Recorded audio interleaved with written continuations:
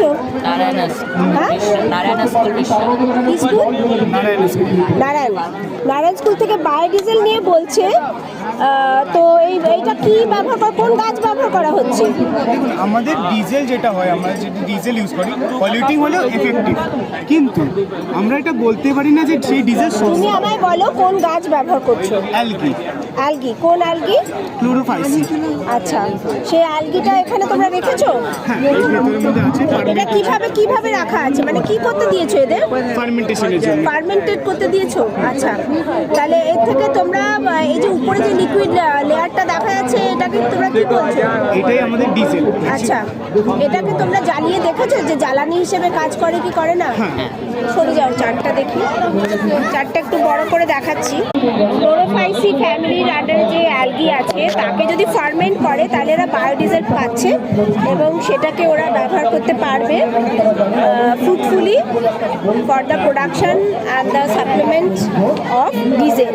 সেটা নিয়ে এসছে নারায়ণা স্কুল রিষড়া থেকে।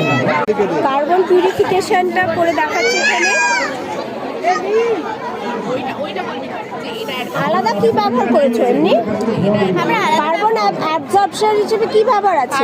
অ্যাডসর্বার, এটা কিন্তু অ্যাডসর্বার নয়, এটা হচ্ছে অ্যাডসর্বার। অ্যাডই বলা হয়েছে, কি আছে ওতে বলো? আচ্ছা, এখানে রয়েছে তুলো এবং ওয়াটার পাম্প। তুলো এবং ওয়াটার পাম্প ওয়াটার পাম্পে দিয়ে এরা কার্বন পার্টিকেলকে অ্যাবজর্ব করে তারপর ঘরের মধ্যে ঢোকাচ্ছে।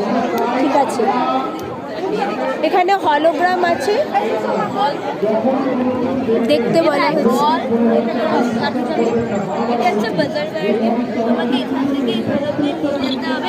কন্যাগর হিন্দু গার্লস আগেও করে দেখিয়েছে, এখানে এটা করে দেখিয়েছে।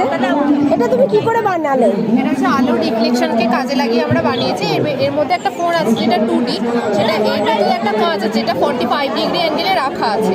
এবার সেটাকে এই 2Dটা এখানে আলোটা রিফ্লেক্ট হয়, এখান থেকে 3D মডেল হিসেবে এখান থেকে দেখা যাচ্ছে।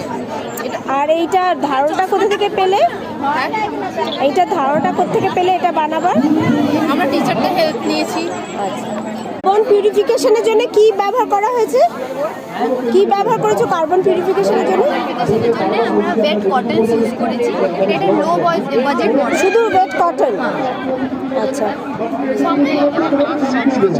এটা কি আছে? Smart village. ওকে,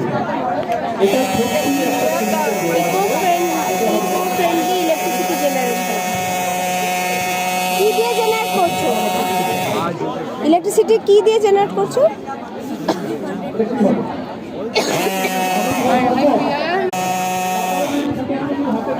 শেষ হয়ে গেল তো।